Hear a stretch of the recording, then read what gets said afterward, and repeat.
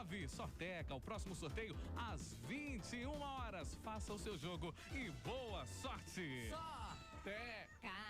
Uma super jogada. Loteria Mineira. Mineiríssimo apresenta Brancões. Neste sábado, a partir das 23 horas. Imperdível. E abrindo o show, Jason do Cavaco e Banda. Vai ver você, toda linda, toda bela. Mineiríssimo, Lagoa da Pampulha. Informações 441-2727. Ingresso a preço popular. O jornal Estado de Minas está lançando semanalmente mais um CD da Colheita Moreira. Não perca, toda terça nas bancas de BH e Contagem e sexta nas demais cidades, junto com o seu Estado de Minas. Daqui a pouco, na Extra.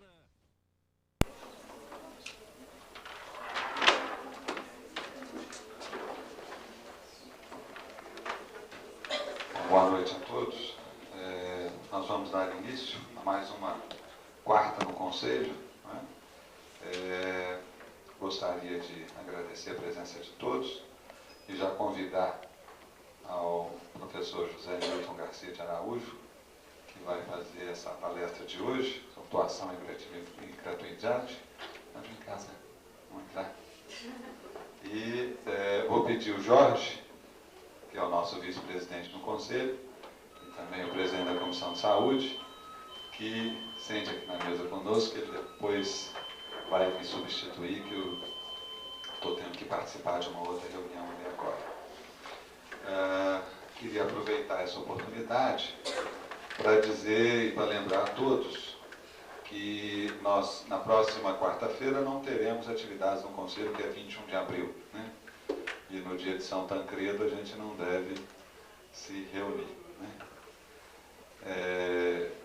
Então, mas na próxima, dia 28, né, estaremos nos reunindo para o lançamento da nossa primeira experiência, né, de utilização do nosso espaço como também um espaço para a arte, lançando a exposição Arte Além do Prazer, com a participação de psicólogos, né, psicólogos artistas plásticos que vão estar trazendo as suas atividades artísticas para mostrar para a categoria. Logo depois da exposição haverá também um debate com a participação de artistas e de psicólogos. No dia 5 de maio, nós teremos uma palestra Juventude, Sociedade e Novas Formas de Desigualdade, do professor Walter Ernesto Lutz. No dia 12 de maio, teremos a apresentação do coral Nós e Voz, Voz e Companhia. No dia 19, uma noite de contos com o escritor Olavo Romano. E no dia 26 de maio, a palestra Literatura e Psicanálise. Então já temos aí um conjunto de atividades que fecha o mês de abril e o mês de maio, e a gente espera contar com a presença de todos vocês. E espera também que vocês ajudem a divulgar essas atividades e cada vez mais convidar mais psicólogos para estar aqui presente. Vou passar então o microfone para o Jorge, para ele dar início à palestra e ao debate de hoje.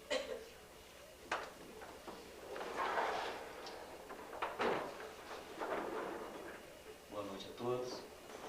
É com muito prazer que nós temos aqui hoje o professor José Newton, a convite da Câmara de Saúde, para debater esse tema tão importante sobre troca e gratuidade. Eu passo a palavra agora ao professor José Newton. E eu queria dizer que acho que esse momento aqui é mais para a gente fazer uma conversa, né, sobre esse assunto aí pauta, né, questão o título da doação, né, e gratuidade. A gente pode pensar esse termo a partir talvez de um termo consagrado em ciências sociais, né, pelo menos a partir de uma tradução, né, de um texto francês do Marcel Mauss, que tem um famoso ensaio sobre a dádiva, né? Então a gente poderia falar como paradigma dádiva em vez de dom. mas de qualquer jeito o objetivo é a gente pensar um pouco nas relações entre dádiva e gratuidade, né? Pensar essas noções, né? E trabalhar um pouco nelas a partir, quer dizer, eu vou fazer um texto, digamos, mais teórico, né? Mas desejaria que ele servisse, né, como subsídio para a gente bater um papinho depois, tá? Bom, primeira coisa, para falar de doação, dom, dádiva, né, nós poderemos pensar, né, a partir de duas ideias iniciais, né? Essa dádiva sendo um ato gratuito, no sentido de que o gratuito é aquilo que não supõe uma retribuição, e na perspectiva de uma troca, ou seja, aquilo que supõe uma contrapartida, né? A questão da gratuidade, ela é um pouco, digamos assim, tentadora, né?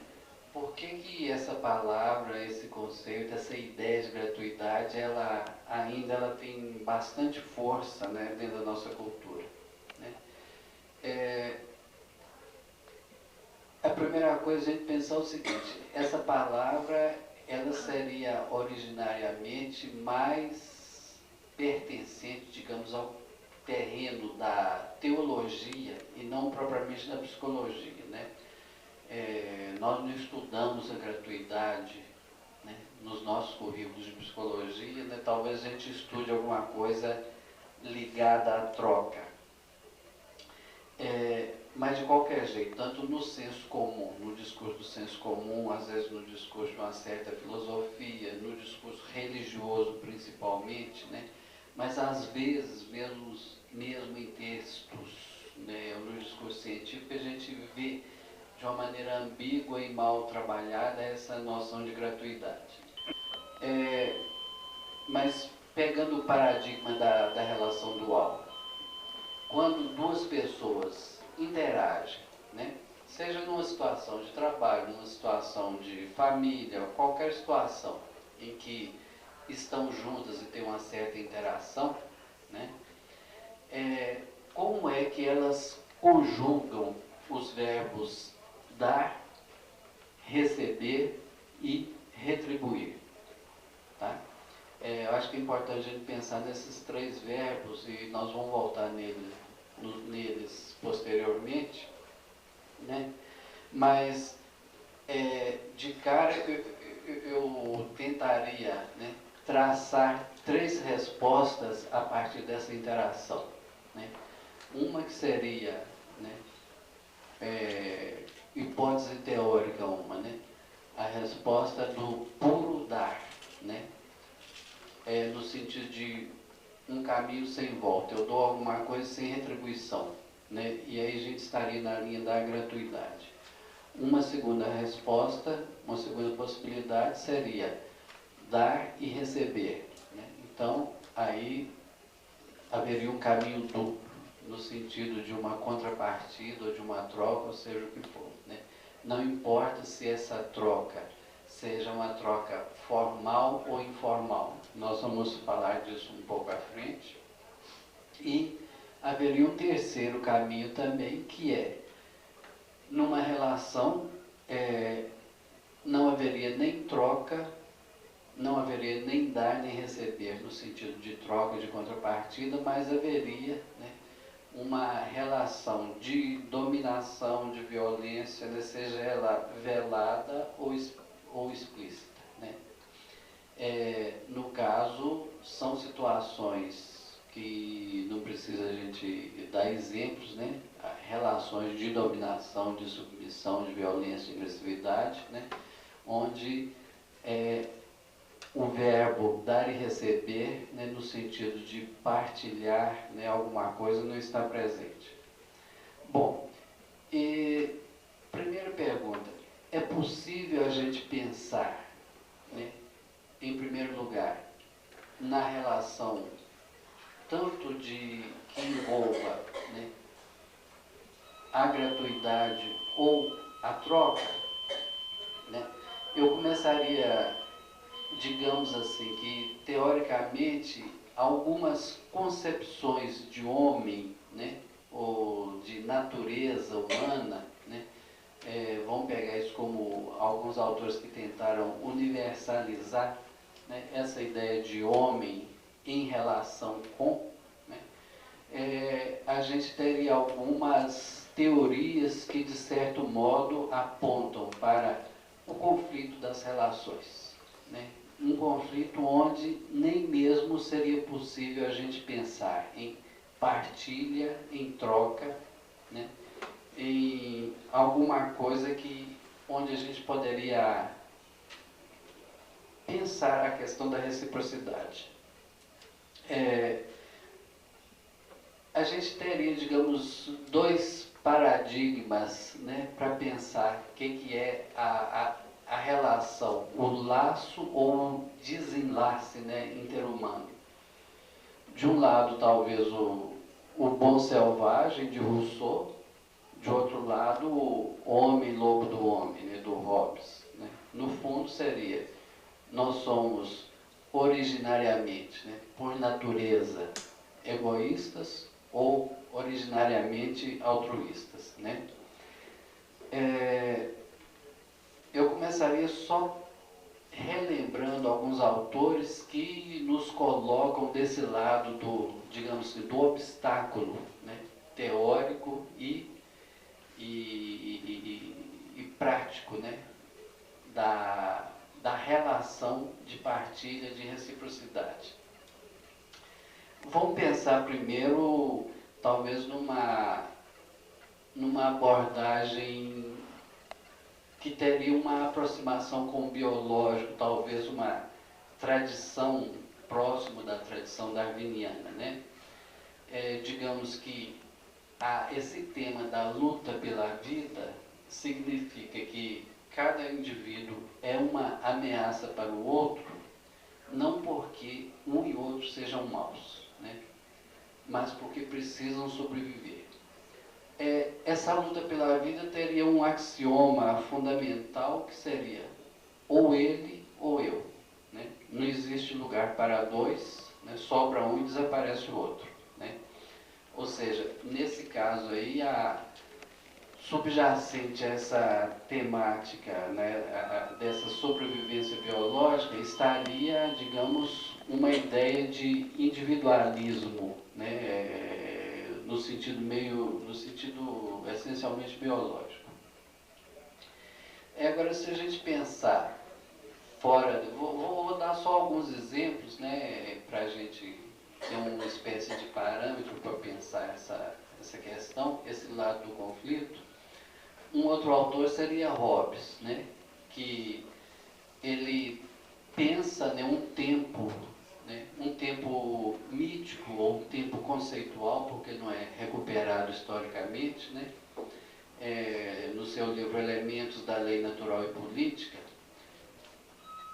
em que ele vai dizer que o ponto de partida da ação humana, né, seria um esforço, né, de um movimento animal que tem a ver com que esse movimento, que ele chama de conatus em latim, né, seria aquele movimento para se aproximar do que agrada e para se retirar do que desagrada. Enfim, é a busca do prazer ou evitamento do desprazer, se a gente for pensar em termos mais próximos de nossas leituras, né? E como que ele define as paixões, né? Ele define as paixões através de uma visão competitiva da vida. Ou seja, ele diz que a vida seria comparável a uma corrida na qual é preciso vencer sempre. Ultrapassar continuamente quem está adiante de mim é felicidade. E abandonar a corrida é morrer, né? E estar continuamente ultrapassado é a própria miséria, né? Então, uma definição das paixões, né, baseada na pura competitividade. E aí, evidentemente, não haveria lugar para uma reciprocidade. numa outra obra dele, De Cive, sobre o cidadão, ele vai afirmar ainda mais essa ideia de egoísmo, e aí que ele desemboca naquela expressão de que o homem é o lobo do homem, né? Ou que nesse estado, ele fala do estado primitivo, que é um estado de natureza anterior ao estado de cultura, né? Então haveria aí justamente uma guerra de todos contra todos, né? Um pouco ainda naquela ideia da sobrevivência. Citando ele diz que o estado natural dos homens, né, nesse momento primeiro, digamos assim, do estado de natureza anterior à cultura, antes que eles tivessem formado as sociedades, era uma perpétua guerra, e não só isso, uma guerra de todos contra todos. Então, como que ele vai definir, ou como que ele pensa a nossa origem, né? Ele diz que nesse estado de natureza, o altruísmo não teria lugar, né? Natural seria o egoísmo, né? A inclinação geral do gênero humano. E na sua obra mais conhecida, que é o Leviatã, ele vai escrever, né? Assinalo assim, em primeiro lugar, como tendência geral de todos os homens, um perpétuo e irrequieto desejo de poder e mais poder, que cessa apenas com a morte. Bom, no entanto, ele tem uma solução que nós todos conhecemos, né? É a criação do Estado, né? De um pacto social, né? Através daquele Estado leviatânico. Mas ele tem uma coisa extremamente interessante, porque ele vai dizer que, afinal, nesse estado de guerra de todos contra todos, né, os indivíduos se deram conta de que se essa guerra continuasse, todos iam morrer. Então eles foram, de certo modo, inoculados, né, pela angústia de morte, pelo medo da morte, né. Então ele diz que isso faz com que, por causa de um medo mútuo, nós desejemos sair de um estado tão incômodo e procuramos a sociedade. Então, constitui-se a lei, constitui-se a sociedade, constitui-se nasce a civilização. Eu estou fazendo uma passagem rápida, né, para mostrar alguns autores que, né, de certa forma, pensam justamente nesse momento originário, né? A gente pode pensar em termos de tempos primordiais, né? Tanto no sentido de uma, pegando um pouco em Freud, de uma filogênese quanto de uma ontogênese. Vamos pegar um outro autor, só para de passagem também, que é o Sartre, na sua Crítica da Razão Dialética, que ele vai definir o homem não como esse ser originariamente voltado para o outro, mas justamente como o que ele define como um ser de escassez, né? E ele vai dizer que toda a vida humana seria uma luta encarniçada contra a escassez. Vamos só, talvez assim, para trazer um pouquinho para o nosso dicionário, vamos pensar essa escassez como alguma coisa que falta, né? A palavra falta está no nosso vocabulário de psicólogos ou de psicanalistas, né? Mas ele vai dizer que a escassez de alimentos, de operários, de máquinas ou de consumidores é universal e revela uma relação fundamental de luta, não só do homem, não só contra a natureza, luta com a natureza, mas também com os outros homens, né? E ele vai colocar justamente a troca, né? E a troca aqui, ela não vai ter o sentido de reciprocidade ou de partilha, mas vai colocar a troca como o modelo dessas relações permeadas pela escassez, mas essas trocas não se dão em termos de uma igualdade. Ou seja, quando dois grupos se abrem a uma série de contratos, de trocas contratuais, um deles se torna expropriado, proletarizado e explorado, enquanto o outro concentra a maioria dos bens. Ou seja, a escassez e as relações de troca estão marcadas essencialmente pela violência. Mas o mais importante que ele fala nisso, e que para nós acho que tem uma importância fundamental, é que essa escassez não é uma escassez somente material, né? É uma escassez interiorizada, ou seja, ele define o homem como esse ser de escassez. E então, mesmo quando um homem de uma tribo se encontra, um homem de escassez X se encontra com outro homem de escassez Y, né? As relações entre eles são sempre uma relação de ameaça, né? Porque essa escassez é interiorizada e ela leva a uma visão do outro, né, como uma ameaça. O outro me ameaça e eu também ameaço o outro, né? Todos seremos marcados por essa escassez, né? E nisso aí as nossas relações são essencialmente relações conflitivas. Só para lembrar, e sem precisar discorrer sobre eles, eu só citaria também Hegel, né, com a sua famosa dialética do senhor e do escravo, né? Ou seja, na fenomenologia do espírito, ele vai falar o que é a consciência de si, como que se tem acesso a essa consciência de si, que é através de uma outra consciência e tal, né? O desejo do homem de transformação da natureza, mas essa consciência está voltada não só para o desejo de transformar uma outra coisa, mas de transformar uma outra consciência também, né? O desejo está voltado para uma coisa, mas está voltado para um outro desejo também. E que a marca fundamental desse desejo, para ele só é desejo humano quando é desejo de dominação, né?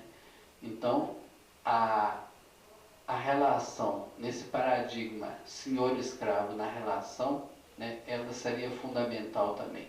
O que nos joga para longe de uma relação de reciprocidade, de igualdade, né, nessa relação interhumana. Bom, e se a gente for pensar nos textos de Freud, né, a gente tem uma vasta, né, gama de questões trabalhadas por ele, né, onde a gente pode lembrar, por exemplo, né, nossos impulsos narcísicos, egocêntricos. A gente pode pensar também nessa lenda antropológica do totem tabu, né, que primitivamente havia uma situação de dominação, né, de tirania, que depois é justamente um pouco lembrando Hobbes, né, só existe a passagem à cultura-civilização a partir de uma revolta contra esse pai tirano. Mas aí ele está falando de nossas origens também. Ele vai falar do desejo ligado à perversão, ele vai falar das diversas vertentes, né, da pulsão. Pulsão de agressão, de destruição, pulsão de dominação, mesmo de autoconservação, né, que a gente pode pensar um pouco com essa perspectiva biológica, pulsão de morte, questão do sadomasoquismo, etc, etc. Tudo isso que nós não temos que repassar aqui agora, mas que a gente pode pensar que é difícil colocar as relações interhumanas dentro de um paradigma de igualdade, de reciprocidade, de troca, né, e de uma certa harmonia. Bom, eu estou citando um pouco esses autores para falar que também existe um outro lado, né,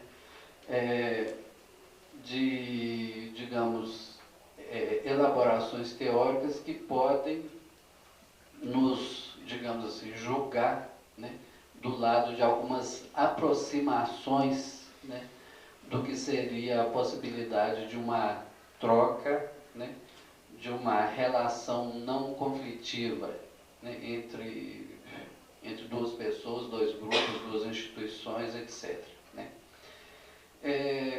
só citando também, né, que é aqui mais uma passagem rápida, a gente poderia começar com Aristóteles, no seu livro A Política, que ele vê o homem como um zoon político, né, como um animal político, ou seja, ele seria naturalmente sociável, né, porque ele é o único animal que tem o dom da palavra, né. Mas ele já exagera um pouquinho, digamos, quando ele diz que a polis, a cidade, né, grega, ou o Estado, estão na ordem da natureza. Ele já tira o Estado, né, da ordem, já coloca como sendo da ordem da natureza, porque ele diz que a natureza compele assim todos os homens a se associarem, que já está num lado aí bem diferente, bem longe, né, de Hobbes, né, de Freud, né, embora muito anterior, né, vários séculos, mas de qualquer jeito o pensamento dele é muito vivo e nós vamos voltar a ele daqui a pouco, né. Rousseau também seria outro modelo, né, dessa visão do homem como bom selvagem, né.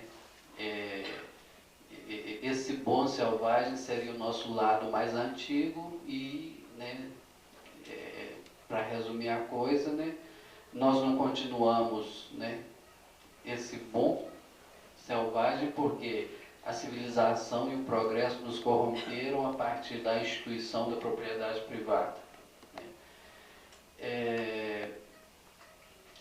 Em seu pensamento, as ideias de liberdade ou amor de si, constituindo a interioridade por excelência, seria a ponte que liga o individual ao eu comum, né, a vontade particular à vontade geral. Muito embora, vamos lembrar aqui, né, que para isso fosse necessário também um contrato social, né. A gente poderia perguntar, né, por quê? Se a gente esse bom selvagem, né, se isso está na nossa origem, por que a necessidade de um contrato? Eu estou fazendo aqui uma certa fila de autores, né, só para colocar dois panoramas teóricos, né, cotejar os dois. Eu lembraria um pouco, a partir de um autor com quem eu tive contato mais de perto, Max Pagés. Ele gosta muito de falar, né, de um lado, de uma crítica que ele tem a Freud, né, criticando Freud, porque ele fala que o desejo tem algo de asocial, né, de perverso, etc. Então ele, num dos livros dele que se chama O Trabalho Amoroso, ele toma dois autores, o Martin Buber e o Reich, né, como, digamos assim, modelos, né, de pensadores, né, que estão desse lado assim, que veem as relações, né, interhumanas como relações onde existe essa possibilidade da ligação e não do desligamento, né. E justamente o que o Buber vai falar no Eu e Tu, né? O Buber quer fundar uma ontologia da relação, né? Uma de suas teses fundamentais, né, é de que no princípio era a relação, e não aquele, né, bichinho egoísta, né? Para ele o termo entre, né, o inter, de intervalo, né, entre dois, entre eu e tu, tem um valor fundamental que remete a uma ontologia da palavra como diálogo, né, palavra como fundamento ontológico do laço interhumano, fundamento do encontro, na atitude existencial do face a face, né. Então ele vai dizer, pegando justamente aquilo que está na origem, né, que seja, é claro que essas origens são origens míticas, né, mas é fundamental que o lugar que esse mítico, né, exerce, né, para nós todos. Então, o tu ou a relação seriam originários, segundo Buber. O tu se apresenta ao eu como sua condição de existência, o eu se torna eu em virtude do tu. É claro que vai falar de uma relação eu-isso também, né? Mas de certa forma, se o eu-isso não é originário, né, seria uma espécie de degradação também de uma relação originária, né? E a gente pode discutir isso também, né? Por que haveria essa degradação do eu-isso, né? Do eu-tu em eu-isso? Será que poderia haver uma cura, né? Ou se consertar essa relação do eu-isso para a volta ao eu-tu, né? Bom, o Pagés, ao comentar também o Reich, principalmente nos livros do Reich, a função do orgasmo e a revolução social, ele diz que Reich defende que a natureza do desejo ela é originariamente social, né? O desejo e o prazer são experiências espontaneamente sociais, né? Então esse espontâneo aí estaria do lado da natureza também, né?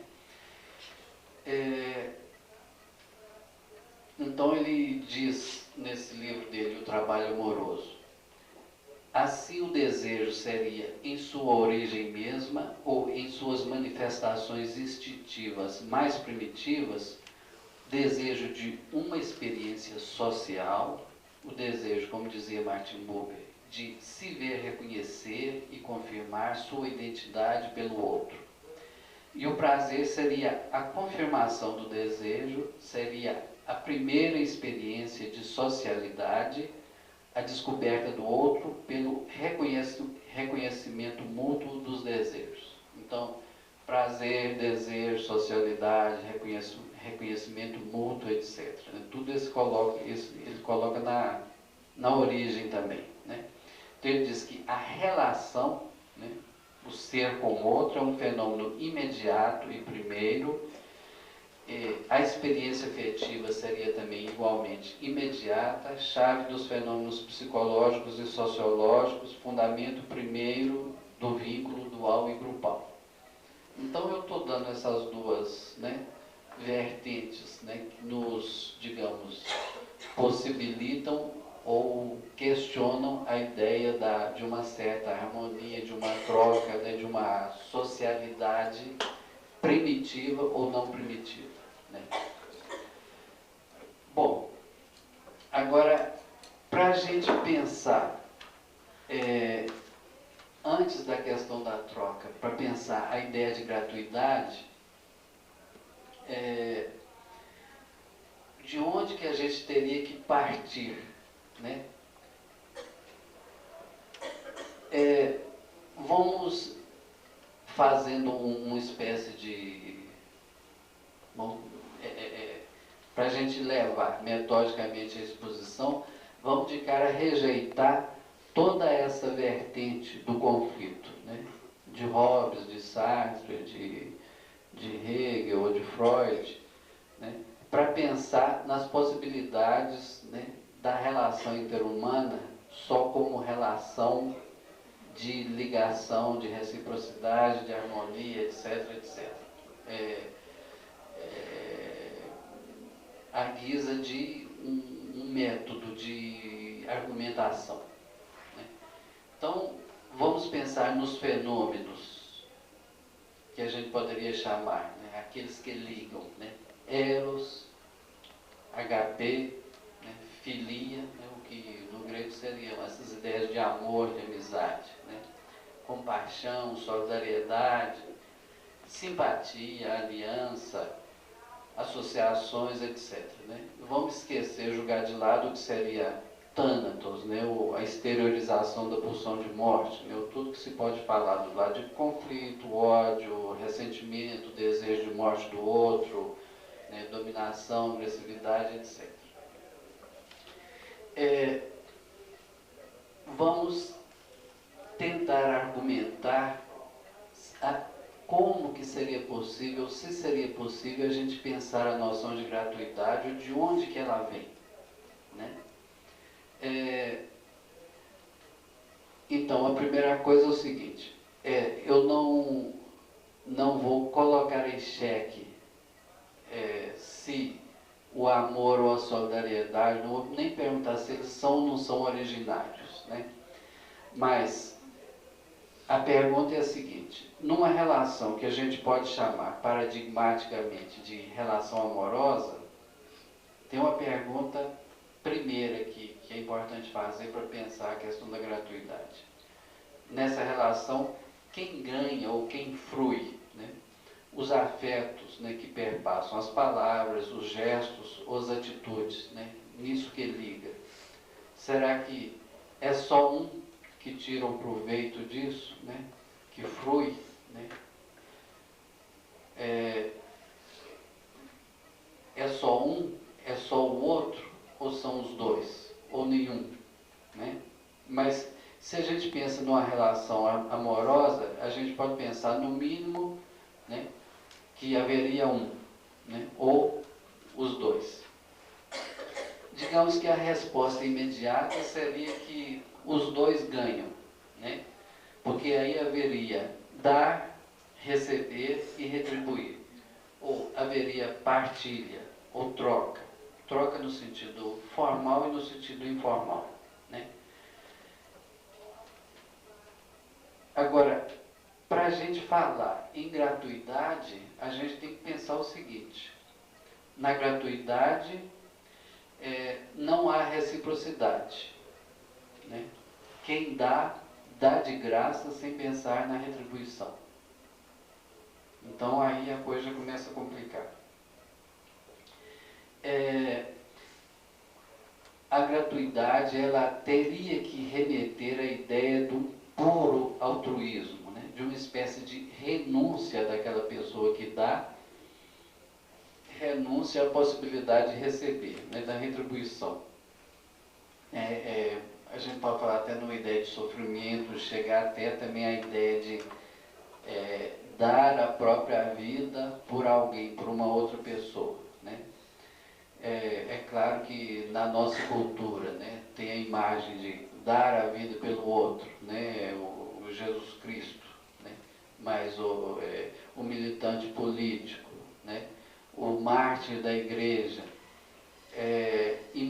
a mãe, né, a imagem da mãe pelo filho, ou seja, a gente está recheado de modelos, né, e mesmo no cotidiano algumas profissões que seriam consideradas profissões sacrificiais, né? O sacerdote, o padre, né, o professor, o militante político, a mãe, etc., né?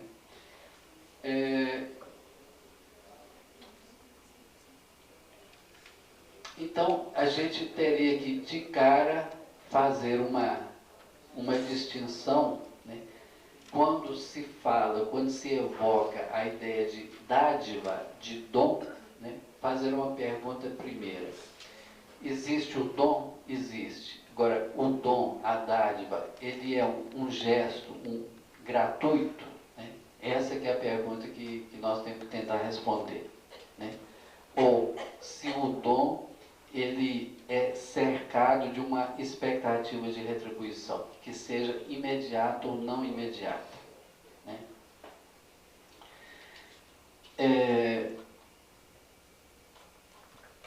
Vamos voltar um pouco, tentar resgatar a origem dessa ideia de gratuidade, né? Como eu disse no começo, essa ideia de gratuidade, ela está mais ligada à teologia, né? A ideia de graça, graça de Deus, né? O termo grego para falar de graça é charis, né? E charis em grego significa beleza, alegria, felicidade, recompensa, remuneração, ou o presente recebido pelo simples favor do rei ou da divindade. E é daí que vem, por exemplo, a palavra carisma, né? Tem aquela conotação: alguém tem um carisma, né? Recebeu um dom especial de Deus para ser, né, um grande músico, um grande artista, um grande cientista, um grande qualquer coisa, né? Um vidente, etc. A palavra caris, no latim, deu caritas, né? Caridade. Mas nós então teríamos que fazer uma outra subdivisão da palavra, ou da ligação de caris, né, caridade, com um amor tipicamente cristão, né, do amor paixão. Né? No grego, esse amor paixão seria eros, né, e esse amor piedoso, né, ou alguma coisa, esse amor com paixão, esse amor desinteressado seria ágape. Né?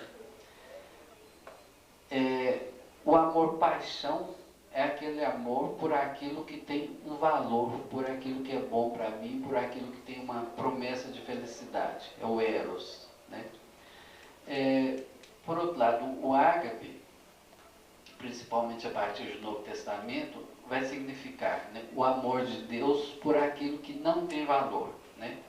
É o amor desinteressado, incondicionado pelos homens. Né? Enquanto o eros, né, é o amor daquilo que para mim tem um grande proveito, o ágape é o dom da própria vida, cujo caráter seria imotivado, gratuito, desinteressado, etc. Né? Nele não existiria nenhuma expectativa de retribuição, de partilha, de troca. Né? Ele estaria marcado essencialmente pelo desinteresse, pela ausência de retribuição. É algo como um esquecimento de si no outro. O dicionário francês Littré, ele fala de gratuito e gratuidade nas seguintes concepções. Gratuito é aquilo que se dá a troco de nada. Aquilo que não tem motivo, fundamento ou razão suficiente. Por que eu tenho? Não tem motivo, não tem razão. Né? Gratuidade, termo de teologia, aquilo que é puro dom de Deus, né? E esse dom de Deus estaria na tradição teológica muito ligado à graça como predestinação, como salvação. Né? Ou seja, Deus nos dá a salvação, né? Previamente. Né? Nós estamos predestinados a nos salvar ou a nos condenar. Né? E isso aí que é a questão da graça, que durante séculos na teologia foi motivo de enormes, né, polêmicas e discussões. E também quem recebe, né, de Deus ou da divindade, né, recebe sem mérito, sem motivo. Né? Não fez com o que para merecer. Né? E por isso que na história da igreja, essa questão da justificação pela graça, né, o estar predestinado ao céu ou ao inferno, né, é uma coisa que durante muitos séculos, né, deu muito pano para a manga. Ou seja, se a graça é suficiente, né, se Deus já nos predestinou, né, o homem não precisa cooperar com Deus para receber a graça ou para receber a salvação. Não tem que fazer um negocinho com Deus, não. Né? São Paulo já falava dessa justificação pela fé. Santo Agostinho, né, o Pôncio Pelagianismo, defende também a suficiência da graça para a salvação. Né? Não precisa de ter uma ação, né, que mereça a graça. Santo Tomás de Aquino também defendeu essa mesma ideia, embora em bases racionais. Agora, foi em Lutero que a justificação, né, paulina pela fé foi reafirmada radicalmente. Né? No fundo, se eu sou predestinado, eu posso matar, roubar, posso aprontar, posso ser criminoso, pode ser o que for, que se eu já estou predestinado, já estou. Né? E, de qualquer jeito, né, abrindo parênteses, a gente pode pensar que essa ideia da graça, né, desse amor imotivado, esse amor desinteressado, né, é o que rege toda o ideário, digamos, da teologia da libertação. Né? Tem autores como Bonhoeffer, Karl Rahner, por exemplo, seriam contemporâneos, ideólogos contemporâneos dessa teologia da libertação, né? Essa teologia vem reforçar a ideia sacrificial de um Deus que renuncia a toda manifestação de poder, de glória, de superioridade, né? Para se revelar e agir na solidariedade, né? Ao pobre, ao feio, ao oprimido, ao excluído, né? Dentro dessa ideia de amor ágape, né? Quem lê os textos de Leonardo Boff, né, vai ver que ele insiste muito nessa ideia desse amor ao feio, ao oprimido, ao excluído, né? Ou seja, um amor que não é um amor interesseiro, né? E um outro parênteses também para pensar numa certa distinção entre o pensamento de Lutero e de Calvino, né? Lutero, de um lado, ele ataca, né, essa ideia de salvação através das ações. E ele diz que quem faz boas ações para merecer a vida eterna está procurando o próprio proveito, né, até para ganhar o céu. Ora, isso é pecado, né, já que a essência do pecado é procurar um proveito, né, um proveito qualquer para si mesmo. Então, para Lutero, o amor deve ser absolutamente desprovido de interesse, a maneira desse amor de Deus totalmente gratuito, né? Por outro lado, vamos pensar em Calvino, né, que estava muito preocupado com o problema da predestinação, né? E justamente Deus, por suas indecifráveis razões, né, ele vai dar a graça, né, a justificação, né, a salvação apenas a quem ele quiser, né? E então a graça não é um dom universal de Deus, né? Deus, ele tem uma injustiça aí, né? Por que ele não dá a graça para todo mundo? E não tem um motivo por que ele dá para uns e não dá para o outro, né? Então o calvinista vivia no terror, né, de ser um possível condenado, pois ele nunca poderia saber se Deus o escolher ou o recusara, né? Então ele vai passar a procurar um sinal visível, né, na terra, no mundo, de que ele é um eleito. E justamente ele vai visualizar isso, né, no sucesso, na riqueza, nos benefícios que ele recebe nesse mundo como sinal de benevolência divina. Isso é especialmente trabalhado, né, vocês já estão, né, vendo que eu estou me referindo a uma interpretação que o Max Weber dá, né, ao nascimento do capitalismo, né, na sua obra que é a Ética Protestante, o Espírito do Capitalismo, né, que até essa obra do Weber, né, fizeram uma listagem dos livros mais importantes do século, né, a Folha de São Paulo domingo deu isso, do outro domingo parece, né? Então essa obra do Weber apareceu em primeiro lugar, né? Então, para Weber, o capitalismo não seria somente o resultado da acumulação de capital, da exploração do mais fraco pelo mais forte, né? O capitalismo, então, seria compreendido pelo viés dessa ética puritana dos primeiros empresários calvinistas, né? Ora, diante disso, só para continuar no fio de nossa argumentação, nós temos que deduzir, né, que para os calvinistas esse amor sacrificial, desinteresseiro, esse esquecimento de si em favor do outro já não conta mais, né? É importante eu tentar buscar cavar nesse mundo um sinal de que eu sou predestinado, né? E esse sinal seria alguma coisa em termos de um sucesso material, né? Bom, vamos sair um pouco desses autores para pensar em outros, e eu voltaria aqui a Aristóteles. Aristóteles, na sua Ética Nicômaco, né, ele tem um raciocínio bem curto e grosso, né, pouco romântico para falar da amizade, desse eros, né. Ele vai dizer que existem 3 tipos de amizade. Duas pessoas são amigas porque as duas são boas, essencialmente boas, então elas são semelhantes em termos de excelência moral. Nesse caso, cada uma das pessoas quer bem a outra de maneira idêntica, porque a outra pessoa é boa, e elas são boas em si mesmas, né? Mas ele vai falar também que existem 2 tipos de amizade, 2 outros tipos de amizade. Uma pelo prazer e outra pela utilidade.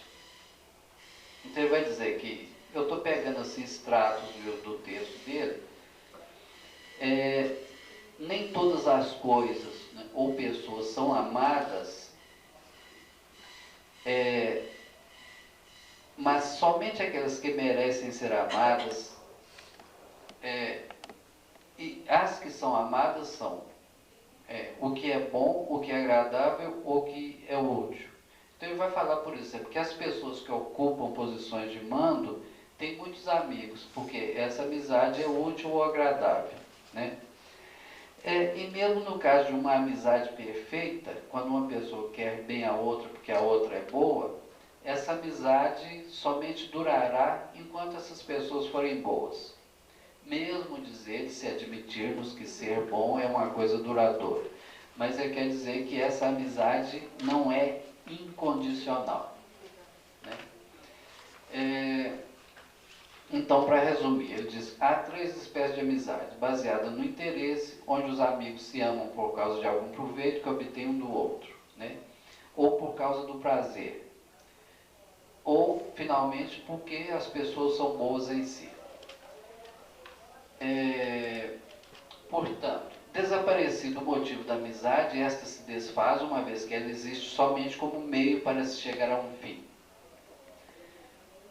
E ele diz até que mesmo 2 pessoas más podem ser amigas, ou então uma pessoa boa e outra má, ou uma pessoa que não é nem boa nem má pode ser amiga de outra de qualquer espécie, quando essa amizade satisfaz, né, um desses 3 interesses.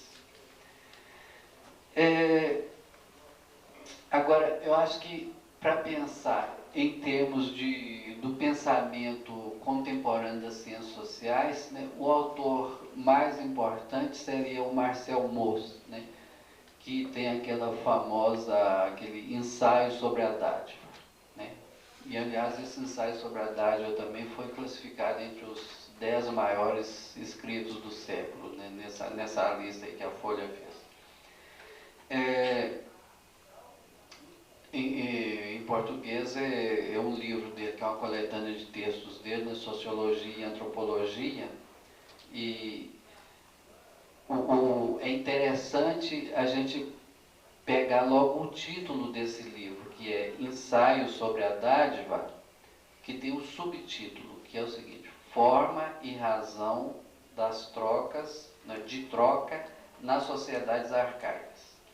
Ou seja, já nesse subtítulo do livro, né, Forma e razão de troca, ele já indica o conteúdo essencial, né, de sua teoria. Ele apresenta no começo do seu texto um poema escandinavo que já nos coloca-se na esfera da argumentação dele.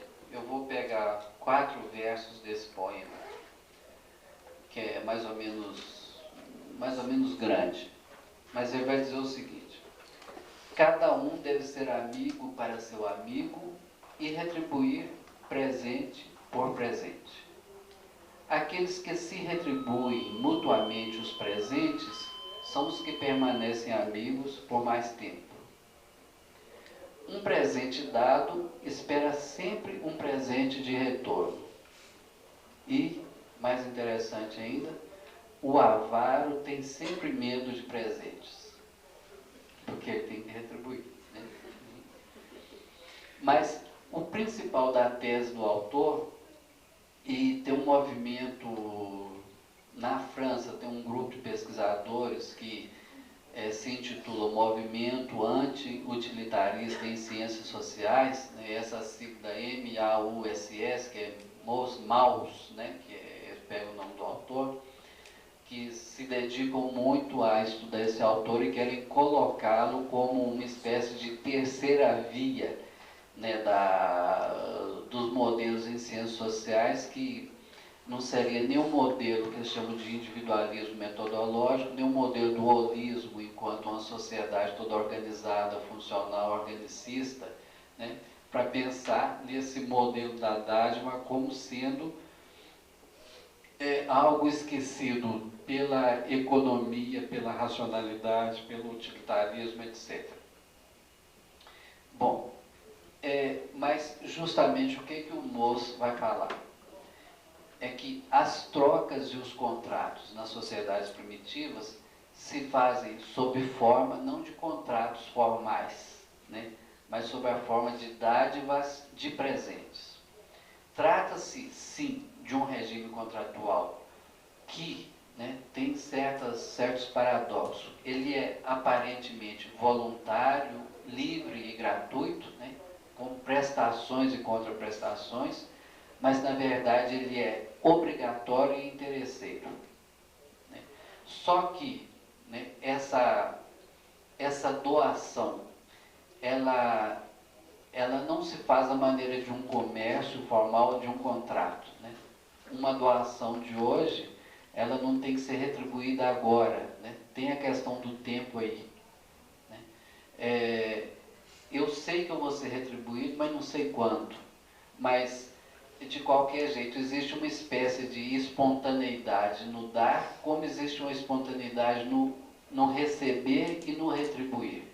Mas ele coloca isso justamente como uma forma das sociedades primitivas, onde esse dar e o dar, o receber e o retribuir, como gestos espontâneos, na verdade eles são obrigatórios, mas são as formas, é a forma que sustenta o laço social, né? Ou seja, o não receber, né, o recusar a receber, né, ou recusar a retribuir, é o risco da guerra, ou uma ameaça da guerra, né? É extremamente fascinante como que ele coloca isso, né? E se a gente pensar nas relações nossas, familiares, de amizade, etc., né, a gente vive nesse regime, quando vive bem, né? Eu faço um favor para você hoje, não estou cobrando nada, mas espero que amanhã, se eu te pedir um favor, você faça para mim. Ou mesmo se eu não pedir, você me dá um presente, né? Ou me faz um agrado, né? E é isso que sustenta a relação, né? Ou seja, é aparentemente livre, é espontâneo, mas é obrigatório também. Quando uma parte cessa, né, cessa a relação. Agora, de qualquer jeito, ele vai falar também que existe nesse sistema de doação um lado do interesse, né? E ele vai colocar o modelo do potlatch, né, aquelas celebrações tribais, né, durante o inverno, que, né, duravam às vezes meses, né, com banquetes, casamentos, ritos de iniciação, culto aos deuses, etc., né, onde acontecia a destruição imotivada de riquezas, né? As pessoas plantavam, né, acumulavam durante o ano, e naquelas festividades eles iam lá para queimar, jogar fora, jogar no mar. É aquela festa do desperdício, né? Como se fosse uma destruição aparentemente imotivada de riquezas acumuladas, né, nessa atmosfera de dádiva, mas que era uma dádiva essencialmente usurária, né, e suntuosa. Mas o importante nisso que, em termos de pensar, né, uma arqueologia das transações humanas, né, ele vai dizer que tanto nas sociedades antigas quanto nas atuais, evidentemente, né, sempre houve trocas, né? Então ele vai dizer, né, que o mercado é um fenômeno humano e não é estranho a nenhuma sociedade conhecida, né? Embora alguns autores querem chamar a essa dádiva de que ele trabalhou, que ele pesquisou, falar de gratuidade, eu acho que é uma maneira mal compreendida de ver como que ele trata a questão, ou uma maneira mal trabalhada da própria noção de gratuidade, né?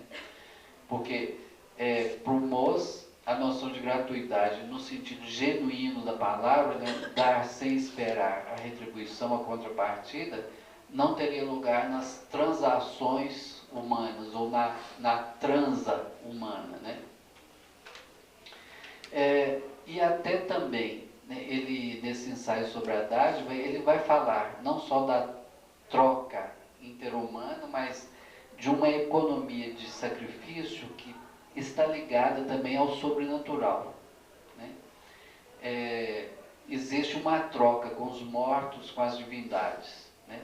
Matam-se escravos, queimam-se óleos preciosos, lançam-se, né, peças preciosas ao mar, etc., né?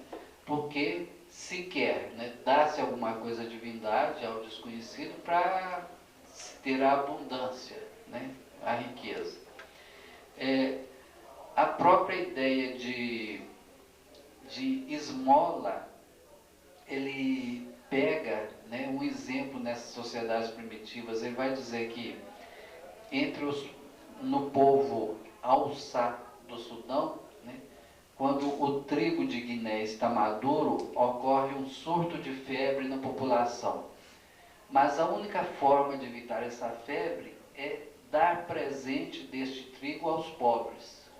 E dando esse presente aos pobres, isso agrada aos mortos, né? E com isso se evita, né? Se consegue erradicar a febre.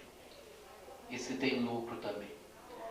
Então, a esmola é fruto de uma noção de dádiva e sacrifício de um lado, mas de fortuna, né? Fortuna no sentido de felicidade, né? Ou alguma coisa parecida de outro lado. Ou seja, a esmola também é uma forma de troca, né, com a divindade.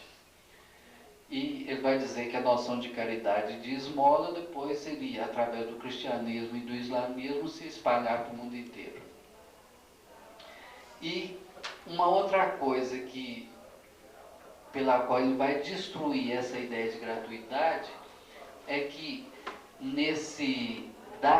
nessas festas, nesses rituais de dádiva, né, uma coisa fundamental nesses rituais é o engrandecimento daquele que dá. Porque quem dá é aquele que acumula não só o bens, né, que ele está jogando fora ali, mas acumula também poderes, prestígio e reconhecimento coletivo. E ainda mais, tem o lado agonístico desses rituais. Ou seja, a tônica dominante do potlatch, né, dessas festividades, é o princípio da rivalidade e do antagonismo. Por quê? Na destruição puramente suntuosa de riquezas acumuladas, né, quem tem mais para destruir, né, vai eclipsar, né, que são os chefes das tribos, aquele que tem mais para destruir, para desperdiçar, ele vai eclipsar o seu rival, um outro chefe de uma outra tribo, né? Ou seja, essa aparente doação, né, daquilo que é bem meu, né, no fundo é uma luta de prestígio, né, entre chefes e nobres que se rivalizam através da suposta generosidade. Quanto mais se dá, ou quanto mais se desperdiça, mais se afirma o próprio poder. E nesse caso, a generosidade equivale a uma corrida pelo reconhecimento. O Marcel Mauss comenta, aliás, que essa lógica do desperdício não é só própria, né, das sociedades primitivas, né? Em nossas sociedades a gente pode ver reportagens nas revistas aí, né, nas colunas sociais, fulano de tal deu uma festa, chamou 200 convidados, né, os VIP, né, personagens internacionais da sociedade, mandou de passagem para todo mundo de avião, não sei o que e tal, né? É o desperdício, né? Ele tem muito para jogar fora, ou seja, esse desperdício é uma afirmação do próprio status, né, do próprio poder. E isso é uma prática corrente, né? eu tenho que mostrar que eu gasto meu dinheiro com um carro novo, que eu posso fazer tantas viagens por ano, que eu posso, enfim. Tem essa ideia de uma aparente perda, né, embutida na ideia de prestígio.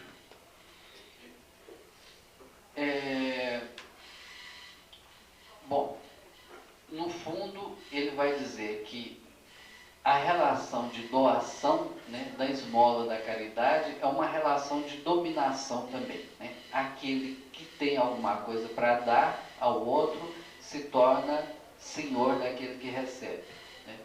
A esmola é uma forma de manter uma situação de dominação, de desigualdade sobre aquele que recebe. Bom, acho que já está meio tarde. Eu vou saltar umas coisas aqui para a gente concluir, talvez para poder conversar um pouco, né? Então, nisso tudo, nós poderíamos perguntar, né? Existe a dádiva, né, nas nossas relações sociais, existe o dom, né? Sim, existe, né? Não tem dúvida nenhuma. Agora, existe a gratuidade, né? Aí é uma pergunta. Se a gente for passar, né, um pouco, né, esses textos da filosofia, da antropologia, mesmo do direito, né? O direito estabelece suas formas contratuais, né? O direito tem até uma forma contratual que se chama doação, cessão. Eu dou alguma coisa para alguém, né? Agora, a nossa pergunta concretamente é: por que alguém dá alguma coisa, né, oficialmente, através de um papel, de um contrato, para outra pessoa? Seria a troco de nada, né? Por que o pai dá uma casa, um carro para o filho? Por que um irmão, ou se eu dou alguma coisa, né, passa em contrato, cedo aquilo que é meu, né? Que ideia é essa de sacrifício, de desinteresse, né? Basta a gente desvendar qualquer caso que vê que não existe essa doação a troco de nada, né? Juridicamente seria até um ato suspeito. E concretamente tem muitas doações que são formas de lavagem, né, dos próprios bens, da própria fortuna. Mas não é o caso da gente entrar nisso aqui.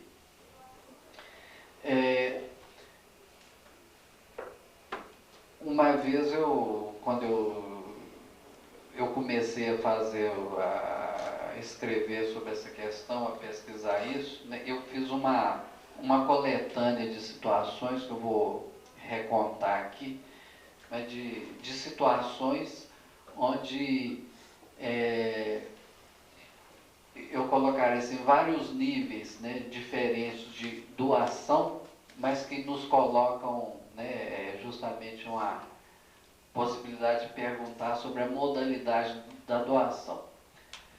O primeiro caso foi o diálogo que eu tive com uma colega professora universitária, que me disse o seguinte: quando meu marido à noite vai até o quarto de meu filho pequeno que está com febre, ou sede, ou frio, para cuidar dele, ele faz isso sem pensar em recompensa alguma. Acho que se trata de um gesto totalmente gratuito. A pessoa falou, eu não contestei, né? Aí ela tinha a representação do gesto paterno como um gesto altruísta e de sacrifício, como se não houvesse nenhuma perspectiva de retribuição nisso aí, né? Para nós aqui, eu acho que nós podemos de cara falar que naquele momento, né, o pai não estava cobrando do filho, ou a mãe não cobra do filho, mas é claramente para nós um investimento, né, no filho, ou um reinvestimento narcísico, né, do pai em relação ao filho, né? Então, para nós que estamos acostumados a trabalhar isso, não temos os ranços, né, da leitura, da interpretação psicológica, é muito claro para nós pensar que esse gesto não é um gesto gratuito no sentido radical, de não se esperar uma retribuição, mesmo que essa retribuição não seja imediata, né? Um segundo momento onde o ator já não ter esse discurso ambíguo, foi de uma reportagem do Fantástico de um casal que, no Nordeste do Brasil, em Pernambuco, sei lá onde, o casal adotou 34 crianças recém-nascidas abandonadas. Então, na entrevista à mulher desse casal, né, o repórter perguntou como que ela se sentia, né? Ela falou que a maior satisfação não é o que damos a eles, a essas crianças, é o que recebemos em troca. Então, ela estava muito bem, muito feliz, muito tranquila, mas reconheceu, não é de graça. Nós não estamos cobrando deles, mas o próprio fato de dar a eles, né, uma casa, um abrigo, uma educação, um calor, um carinho, isso já é em si a coisa já tem uma retribuição para nós, né? É um gesto altruísta? Né? Essencialmente altruísta, né? Mas não é um gesto de sacrifício. Ou seja, aí existe um dom, mas o reconhecimento da recompensa, né, imediata, inerente a esse dom. Uma terceira situação. Um jovem que tinha passado por um hospital psiquiátrico diz ter descoberto o cristianismo, o amor ao outro, etc. Depois de ter lido um livro que alguém, um padre, alguém deu para ele sobre essas ideias de comunidade, amor ao próximo, etc. Né? Ele morava junto com a mãe e com o irmão, né? E eles viviam os três do salário que cada um ganhava. Mas um dia ele recebeu o salário dele e nessa conversão dele ao cristianismo, ao amor ao próximo, etc., ele saiu para a rua fora e foi distribuindo o salário dele para quem ele encontrou na rua, né? Teve aí um dom? Teve, né? Agora, seria até fácil contestar isso como um gesto patológico, mas não é por esse lado, não. Como que a gente pode pensar o aspecto de um contrato anterior que teria, né, com a mãe e com o irmão, né? A gente poderia até, de certo modo, falar assim, é muito bonito, né, dar o meu salário para os pobres, mas tem uma outra relação aí, né, um outro contrato anterior que ele estava rompendo, né, aquele contrato anterior com a mãe e com o irmão. E uma outra situação caricata, que é o seguinte, uma reportagem de página de crime de jornais, né, que um sujeito, né, que era até um militar de 26 anos, ele tinha mandado uma carta-bomba para a namorada dele. Então ele disse à polícia que enviou esse presente-bomba à ex-namorada por amor, né, para provocar uma explosão que representasse a batida do meu coração por ela. Nesse caso aí nós já estamos falando dessa doação no seu sentido bem perverso, né, da violência, mas com a capa, embora uma capa explícita, né, da doação. Bom, e por aí a gente poderia pensar em muitas outras situações, não entre indivíduos, né, mas entre comunidades, grupos, nações, né? Por exemplo, até que ponto, né, como que a gente classificaria os movimentos, as ONGs, né, que tem todo esse trabalho de solidariedade, né, de socorrer vítimas de guerra, de terremotos, né, de inundações, etc, etc, né?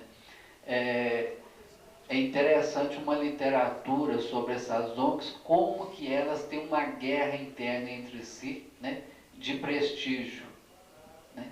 Ou seja, é claro que elas têm um trabalho de socorro, de solidariedade, etc., mas ao mesmo tempo essa luta de prestígio entre elas é impressionante, né? O tanto que a ideia de desinteresse passa longe desses movimentos, desses grupos, né, que praticam a solidariedade, praticam o altruísmo. Muitas vezes é um trabalho que não tem uma recompensa material, né, é um trabalho voluntário.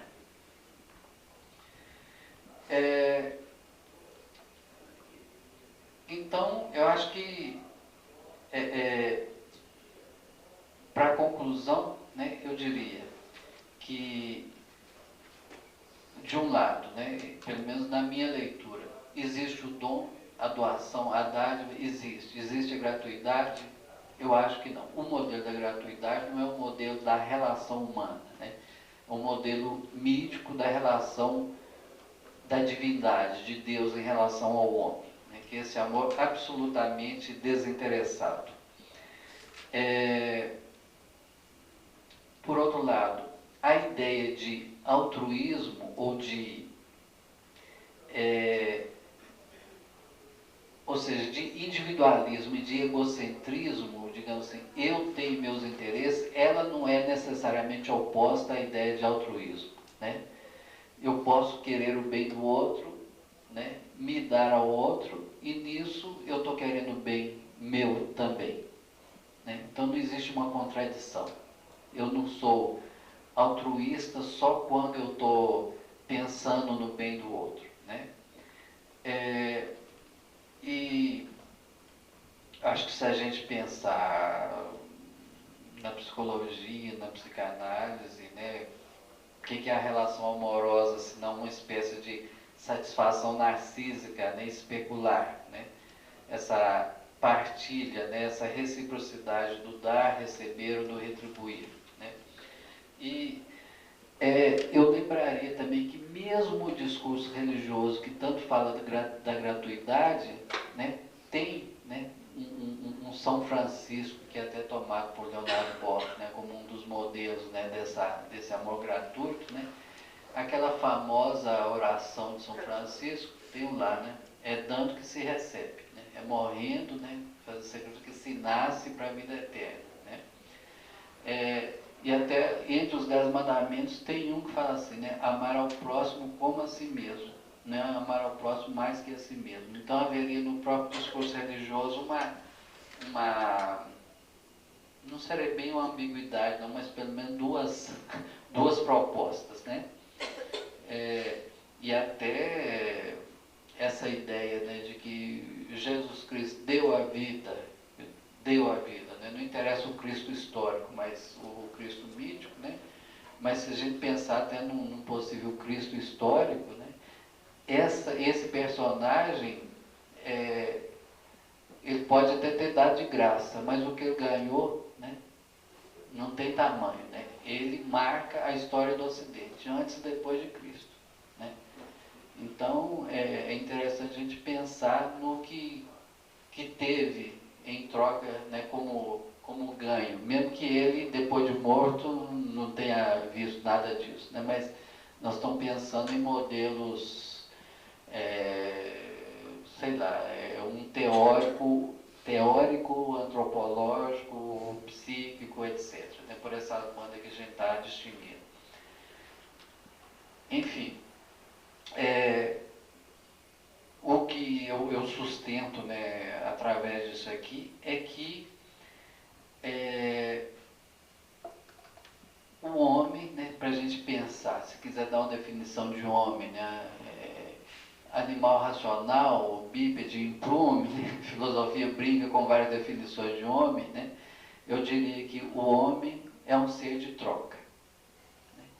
É uma troca que não é necessariamente uma troca utilitária, calculista, econômica, né? Mas uma troca que passa, né, por uma reciprocidade, por uma partilha, por um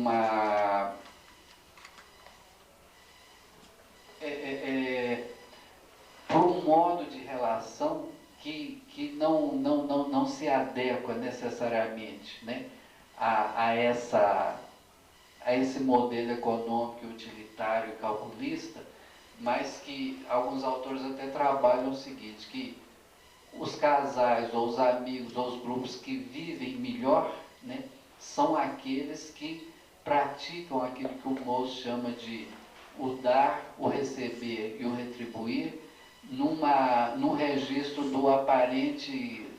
da aparente espontaneidade, mas onde existe essa circulação do dar e do receber, onde o tempo não é contado, o tamanho do que dá também não é contado em relação ao tamanho do que é retribuído, mas essa circulação ela é muito mais capaz de sustentar o laço social, né? Então, nisso aí, para terminar, né, a ideia de gratuidade ela não tem consistência, né, no sentido radical, mas a ideia de troca, né, no sentido meio espontâneo, sem ser essa troca pesada, medida e contada, ela seria o fundamento do laço social e das relações mesmo duais também, né? Bom, é mais ou menos isso. Tá? Obrigado.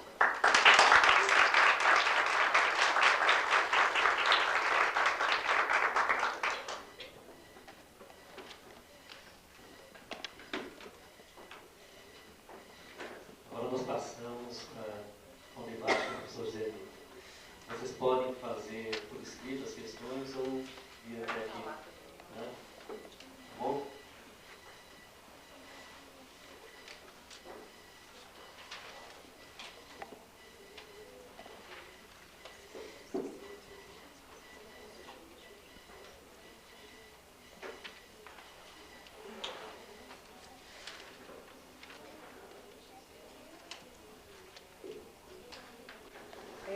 Quando eu estava escutando a sua exposição, eu tive a impressão, em um determinado momento, quando você apresentou todos os, vamos dizer, os teóricos que abordavam essa impossibilidade da gratuidade, e depois colocando os outros, né, que assim, dentro da teoria possibilitavam isso, eu ficava sempre com essa impressão de que o outro lado de teóricos estavam quase que fazendo uma negação do conceito em si, do que fosse dádiva.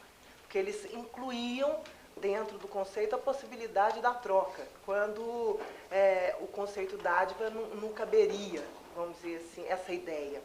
Mas depois, com o continuar, né, da sua exposição, eu encontrei, inclusive quando você começa com a exposição do Marcel Moça, eu encontrei uma frase na minha cabeça do Spinoza, na Ética, que ele fala que dar é a maior expressão de potência, porque ninguém dá aquilo que não tem, né? E dá porque não lhe falta, né? E eu fiquei pensando que, então, essa posição do Spinoza fundamentaria essa ideia, né, de que o ser humano é um ser de troca, sim.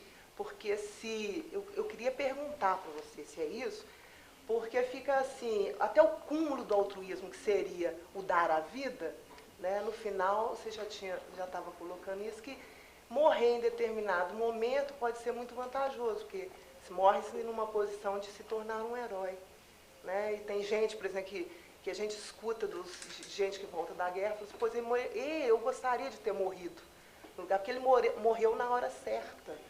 Eu fiquei aqui, eu perdi a perna e tal. Quer dizer, quem que eu sou hoje? Ele morreu na hora certa, se tornou um herói e tal. Então, assim, até o cúmulo de dar a vida, né, por outro lado, tem esse ganho. Então, assim, como é que entra Spinoza aí com essa frase na Ética, assim? Ele ajudaria a gente a pensar ou não nessa situação de que o homem é essencialmente um ser de troca. Como é que você... Eu tenho que falar primeiro assim, que eu não sou estudioso de Spinoza, conheço muito pouca coisa dele. Então, eu não vou responder a partir de Spinoza, porque eu vou, né, chutar.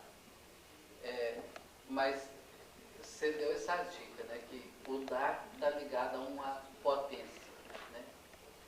Eu acho que aí já diz tudo, né?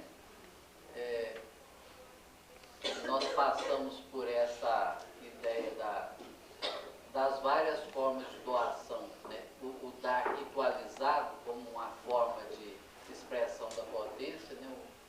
Tanto nas sociedades primitivas quanto nas sociedades atuais, né?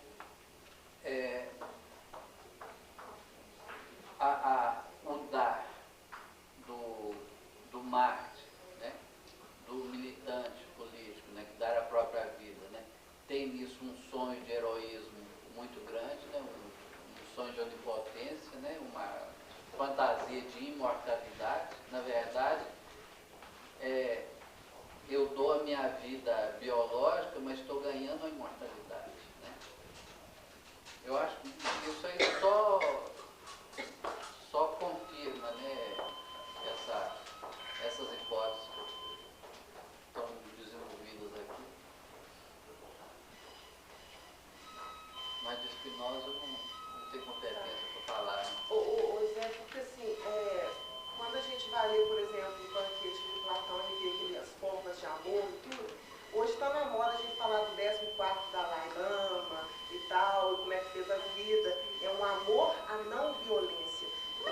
Onde que cabe esse amor? Que tipo de o amor à não violência? Que amor é esse? Não é o Eros, não é? Seria o guarda? Que tipo de amor é esse? A não violência? Eu acho que a estratégia da não violência, né, é uma estratégia de manifestação de poder muito grande. Se a gente pensar um pouco Gandhi, né, como que ele foi capaz de enfrentar, né, o poderio, né, do governo inglês, né, do imperialismo inglês. Não foi pegando nas armas, mas a não violência era uma estratégia vamos dizer, de guerra, né? E uma estratégia, vamos dizer, muito sábia, que mostrava todo o poder dele, né, de quem estava, né, militando dentro da causa dele, mas, né, não tem nada a ver aí com um desinteresse, com uma abnegação, com uma renúncia. Isso não foi uma guerra de sangue, né, de armas, né? Foi uma guerra econômica, política, principalmente política.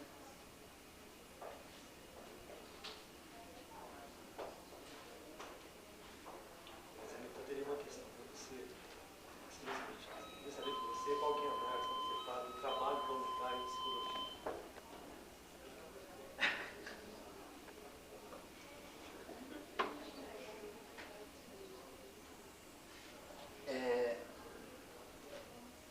Em psicologia? Porque isso inclusive surgiu na Câmara de Saúde, né? De algumas pessoas que realmente estão lá em contato com o trabalho voluntário. Então a gente pensou muito nessa questão, né? O que seria esse trabalho voluntário? De dor de gratuidade? Não, de cara eu rejeito a ideia de gratuidade, né? A gente tem que pensar quais são os ganhos de quem está fazendo esse trabalho voluntário, né? Qual que é o investimento, né? É uma questão que alguém outro dia colocou para mim, eu mesmo me coloquei, né?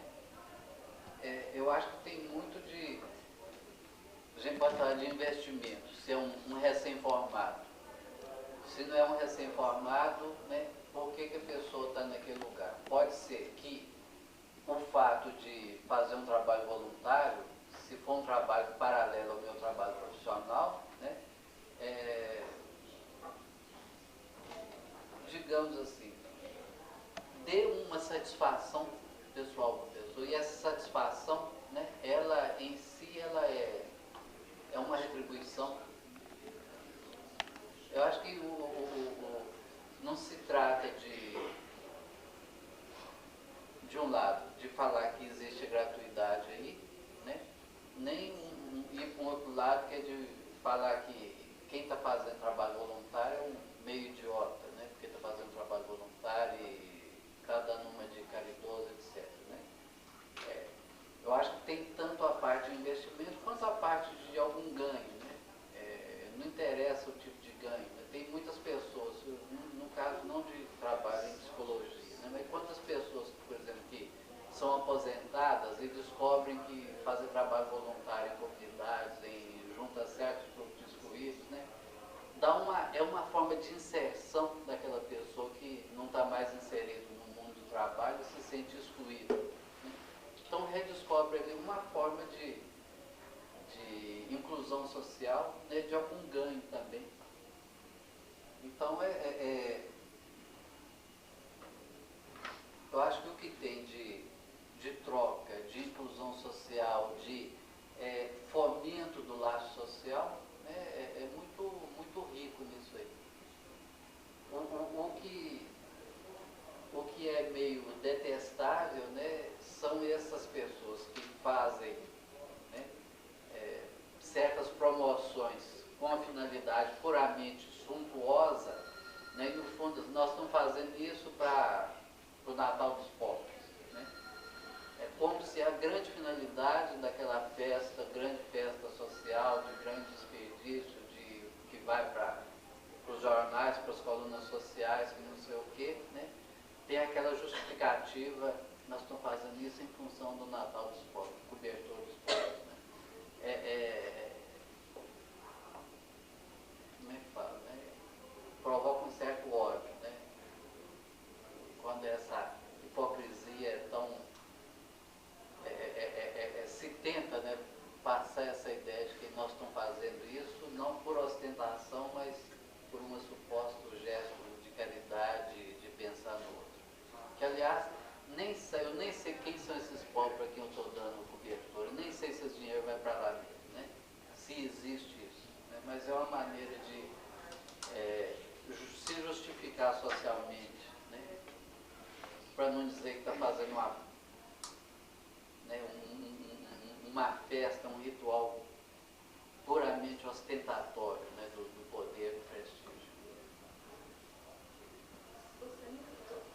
Nessa questão do trabalho voluntário, não sei, me parece que no momento atual está havendo uma certa institucionalização, não sei se eu poderia falar dessa forma, desse trabalho voluntário, até como se fosse uma forma de estar se ocupando um espaço que seria do poder público, não sei, né? Político aí. Porque você vê muito isso hoje, até na televisão, e mesmo a nível da mídia, não sei, é algo que me passa um pouco também. Sim. Teria alguma coisa a comentar? Aí você coloca uma outra questão que é de as forças sociais, né, que tentam ocupar um lugar, um vazio deixado pelo Estado, né, pelo poder público. Né? Aí acho que é um outro lado da questão que foge da pergunta do Jorge, né? O trabalho voluntário é trabalho gratuito, né? Eu acho que talvez aí a gente pode pensar, né? E eu poderia talvez só equacionar como que eu penso isso, né? É um esforço, digamos até espontâneo, né, de forças sociais no sentido de cobrir um vazio deixado pelo Estado. Né? E aí entram, né, discussões polêmicas clássicas, se deve, né, tentar fazer o que o Estado não está fazendo, e cada dia mais hoje o Estado está se colocando num lugar do Estado mínimo, né, deixando de ser esse Estado de proteção social.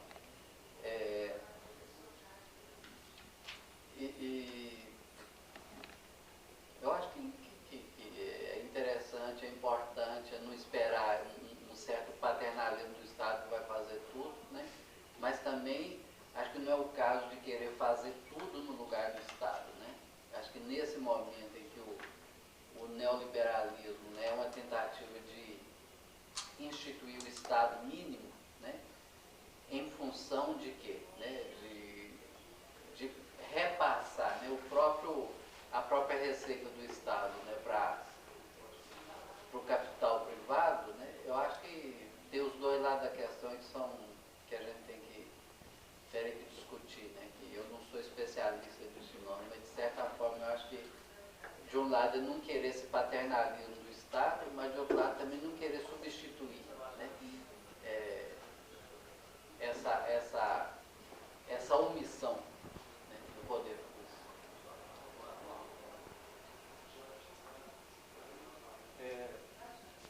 Zenilton, sobre a questão do amor cristão, você colocou que o amor de Deus é pelo que não tem valor, né? E que o amor paixão seria o amor pelo que tem valor. Eu vou colocar uma frase de Lacan aqui, não para analisar o texto de Lacan, mas pela frase em si, né, que eu acho que é interessante, que Lacan faz a seguinte colocação, que amar é dar aquilo que não se tem, né, para aquele que não é. Onde que se encaixa isso ou não se encaixa aí nesse amor cristão e nesse amor paixão? Mas deixa eu te pedir para você completar a sua pergunta, né? Dar aquilo que não se tem para Aquele que não é. qual que é o começo de resposta que você tem? Eu sei que você tem. Me colocou no divã. Não, não é no divã, não é questão Olha só, teórica. não, ótimo, não, né? Mas é porque você coloca, né, que é a questão do ter valor, não ter valor, né, que eu acho que é importante. Então quando ele diz, né, aquele que não se tem, então não se tem. Né? E para aquele que não é, como é que fica esse valor aí?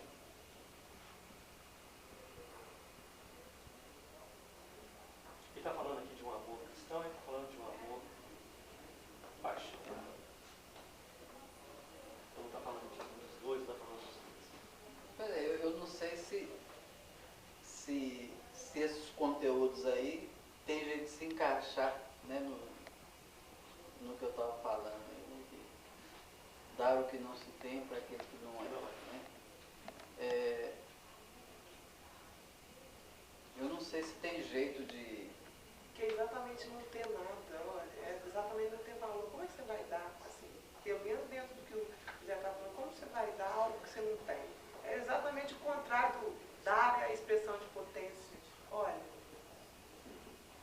Porque aí vai passar por alguma coisa que entra aí, talvez no imaginário, né, e de uma relação que onde você está entrando muito mais com talvez a realidade psíquica do que com o que nós estamos falando assim, de trocas visíveis, materiais, muitas vezes, ou trocas simbólicas, mas que passam por rituais, né, por gestos que são visíveis. Né? Marcel Mauss, né, ou Aristóteles, né, o próprio direito não trabalha com realidade psíquica. Né? E eu também aqui não entrei muito com psicanálise, no caso. Né?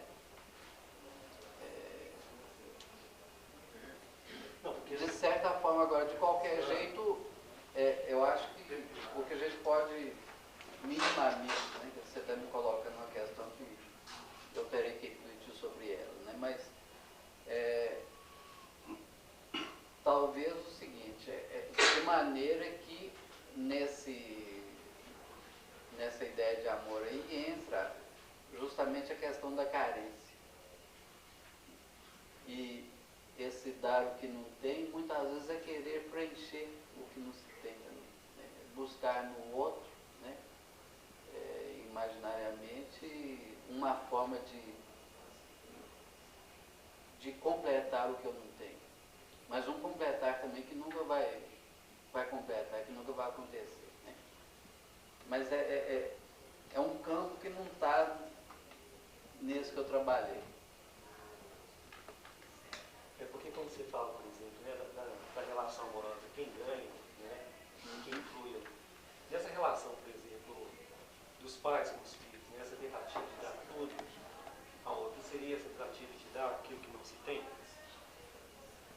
Não, o pai dá dinheiro, dá casa, dá alimento, leva ao médico, né? Pois é. Dá carinho, dá afeição, vai passear, né? Pois é, dá tudo isso. E aí? O sujeito não continua com a falta? Continua. Como Sartre diz, com a escassez? Mas eu não estou vendo onde você quer chegar. Eu só quero dizer que não existe gratuidade aí, existe no mínimo, né, vamos usar outro vocabulário, né, uma expectativa de recompensa, de que aquele meu filho vai, né, futuramente, talvez assim, reviver, né, os meus fracassos, né, as minhas feridas narcisistas, ele vai completar elas, né? renascimento, né, daquele narcisismo que não ocorreu, né? Eu poderia pensar nisso. Ou a partir daí. A única coisa é que esse gesto, né, do dar, né, paterno, materno, né, ele é no mínimo um investimento e uma esperança, uma expectativa de algum retorno. E não quer dizer que vai encher, né, que o vazio vai deixar de existir, não. Mas que ao mesmo tempo essa ilusão do retorno, né, ela existe sempre. E sempre o fracasso. Eu acho que essa frase do Lacan é muito desafiadora, né, e instigante para a gente, né, porque, por exemplo, o caso do exemplo do rico, né, ele tem muito dinheiro, tem muito alimento em casa, ele vai levar então uma cesta básica para o pobre, né. Então a primeira interpretação foi aquela sua, né, dar um ato de potência, né. Eu tenho muito alimento na casa, eu pego uma cesta básica, dou e levo, eu posso fazer isso, né. Então quando você leva, ele chega lá e vê que, por exemplo, o outro não tem nada, né? Então você diz, olha como é que eu tenho muita coisa, né? Quer dizer, essa certeza de que tinha muita coisa, você não tinha muita essa certeza. Você foi lá para ver o miserável, né? Assim, olha que eu tinha muita coisa, estou reafirmando isso. Por outro lado, você chega lá e vê que às vezes o pobre é mais feliz, está vivendo naquela miséria, mas está vivendo tranquilo, né? E eu, rico, não sou feliz. Eu fui lá, né, achando que eu era grande coisa, que tinha muita potência, fui levar um alimento para ele ser feliz, né, como eu sou, e de repente estou descobrindo que ele é muito mais feliz do que eu, naquela miséria, naquela falta do alimento. Né. Então acho que toda hora a gente vai lidar com essa questão do ter, né, e do não ter realmente. O psicólogo, né, que vai fazer o trabalho voluntário, ele vai porque ele acha que ele tem algum saber, vai chegar lá por disposição de uma comunidade carente, né? E chega numa favela, chega numa tribo de índio, chega no interior, quebra a cara, né? Porque encontra lá, às vezes, uma sabedoria, uma psicologia, né? Um modo de vida, né? Que ele vai aprender com os clientes lá de outra cultura. E muitas vezes ele volta e fala, eu não sabia nada. Cheguei à conclusão que eu não sei nada de psicologia. Ou então um projeto meio messiânico, né? E onipotente. Meio salvacionista, daquele pobre, daquele carente, daquele excluído, não se realiza também porque ele pode até encontrar alguma contestação do que ele faz. E não ter aquele lugar de poder que ele imaginava ocupar. Você perde completamente o Messias, cai completamente de história. Isso é confrontado pela realidade, que você não é o Messias, né? Uhum. Eu acho que eu te perguntei isso, mas não lembro mais a resposta. Não fiz ouvir. Pensando, por exemplo, no trabalho com as mulheres em situação de violência, o que a gente tenta buscar é o resgate, por exemplo, de uma relação mais igualitária, de mais solidariedade, com menos dominação. Existe isso? Isso o quê? O que a gente está fazendo é possível?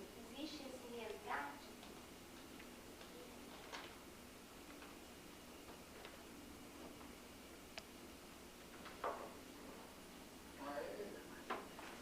Eu não sei se eu estou entendendo, assim, não. Existe a possibilidade de mudar uma situação, digamos, de violência, né? A partir do momento em que o sujeito, né, da violência, né, que é submetido à violência, ele pode mudar, né, a ação dele. Eu acho que existem situações que a situação, essa relação pode ser revertida e outras onde as pessoas não conseguem.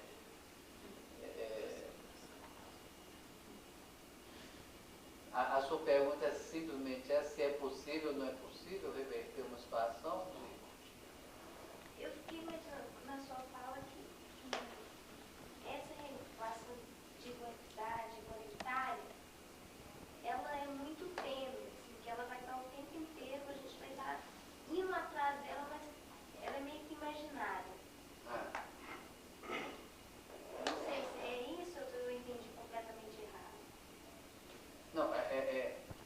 acho que depende. Uma situação de uma violência explícita, né? A mulher que apanha, a mulher que é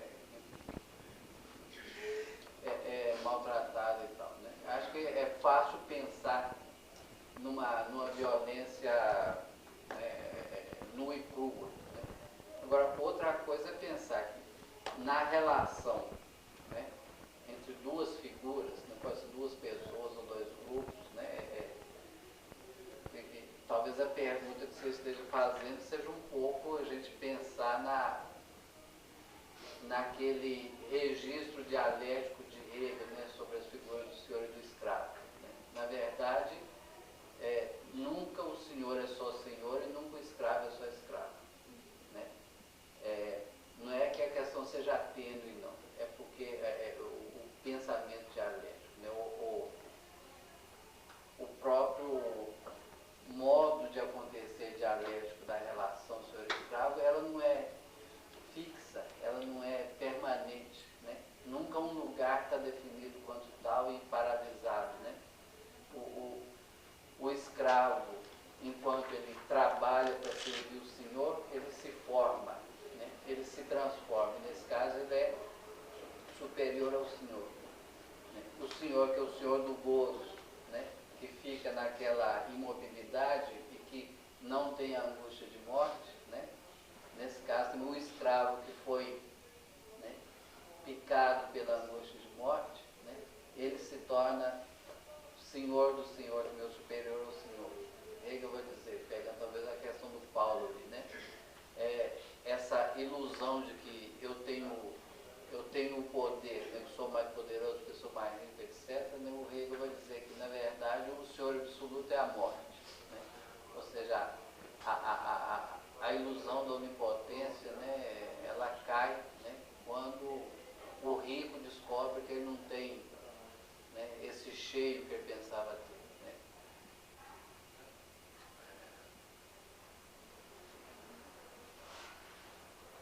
Hamilton, a minha impressão é que você partiu de uma linha base angelical, uma revoada de anjos. Você está negando isso é fácil negar.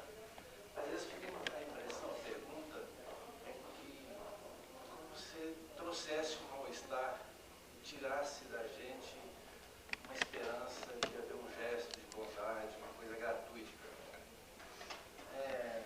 Eu acho que potência tem uma hierarquia de potência, desde a mais material, a mais utilitária, desde aquela que a gente possa falar mais elevada.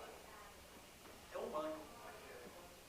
Negar essa revoada de anjos é nos tornar humanos, mas acreditando na esperança de uma bondade, de um gesto menos utilitário.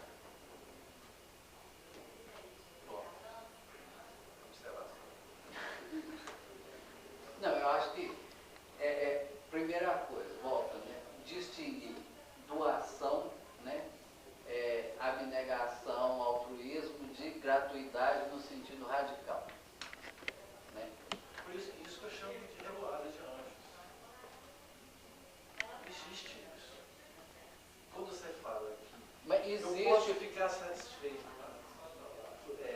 eu ganho com isso porque o meu gesto trouxe um ganho qualquer para alguém,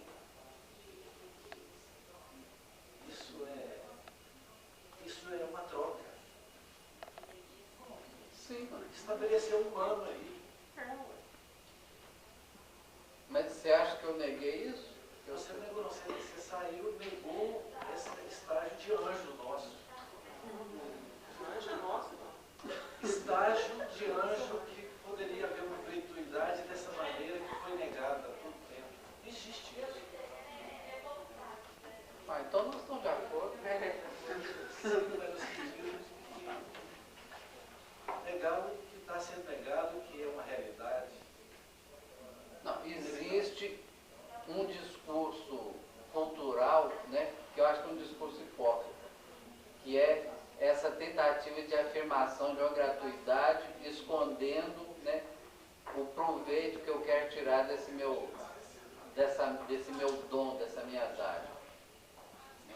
Eu quero, o discurso hipócrita, digamos, é esse que quer justamente negar o ganho, a retribuição que eu tenho. Mesmo que o outro não retribua, né? A própria satisfação que o gesto me dá já é um ganho para mim. Mas quando você fala, usa essas palavras, troca, que são muito usadas hoje na questão econômica, da maneira como o liberalismo lida com isso, traz para nós a impressão desse mal-estar que a gente espontaneamente colocou aqui. É quando nós lidamos com uma questão comercial. Sai do estágio de anjo, nos coloca no estágio de vendedores, comerciantes.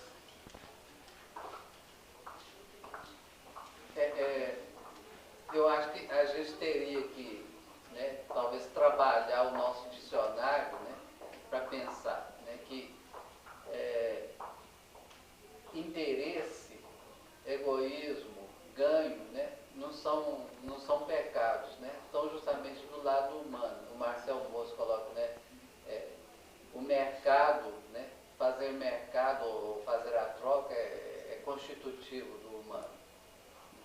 E talvez justamente essa linguagem cultural meio religiosa, né, ela quer negar que nas relações exista uma troca, porque quer afirmar uma gratuidade que não existe. O tempo todo eu falei foi isso. Aqui a cadeira aqui estava com a etiqueta aqui amassada, eu ainda para peguei e desamassei a etiqueta da cadeira. Eu achei que era um ato gratuito. Eu estou vendo que eu não satisfiz só meu comportamento impulsivo, obsessivo, compulsivo, de consertar as coisas. Não foi nenhuma doação para o conselho, não. Eu apenas satisfiz a minha compulsão de consertar. Você fez uma coisa boa para o conselho, fez uma coisa boa para você. Você tem que cobrar uma concessão. Ô Nildo, eu peguei finalzinho da conversa, né? Cheguei, o trabalhador tem que trabalhar até mais tarde. Mas assim, estou pegando. Com isso, né? Eu sou o máximo trabalhador.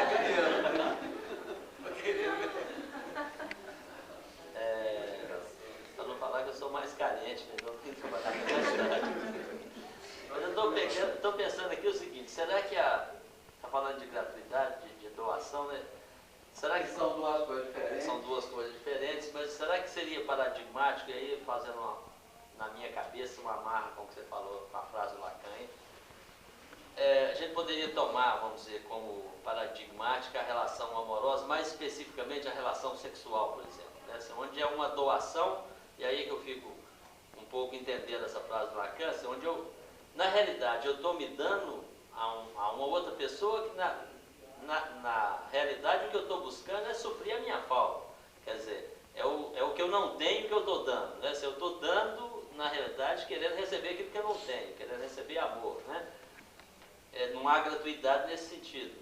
Então, não sei se poderia tomar essa relação e para uma pessoa que na realidade não é, quer dizer, ela é uma fantasia para mim, é um imaginário. Eu acho que o Lacan talvez entre por essas bandas, né? Mas assim, a gente poderia tomar essa relação como paradigmática, como se há um certo paradoxo, né, na própria relação amorosa. Quer dizer, ao mesmo tempo que eu me dou, a gente, né, teoricamente, ou usa essa expressão, né, me entregar uma relação amorosa, na realidade eu estou buscando, né, me suprir de uma falta amorosa. Não é isso?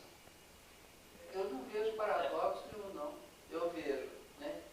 É um aparente paradoxo. Eu estou dando e estou recebendo. Talvez seja o paradigma da troca fora do modelo utilitarista, calculista, mercadológico, né? Pois é, isso, mas nós podemos tomar isso como paradigmático do que você está dizendo. De troca como de partilha, né? Embora, né, não tem um negócio da não existe relação sexual, né?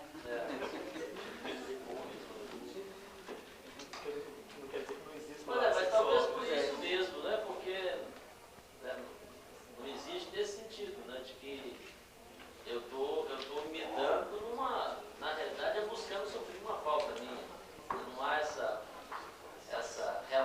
nesse sentido, né?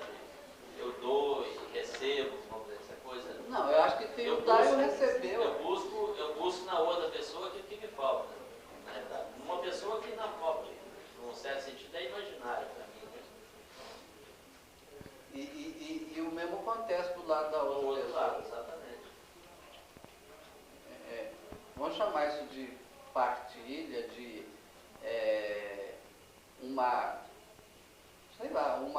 um ganho e um dar meio especular, né?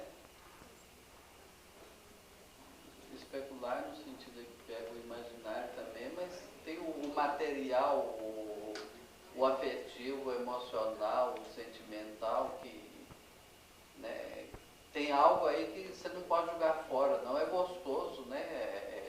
Amar e ser amado.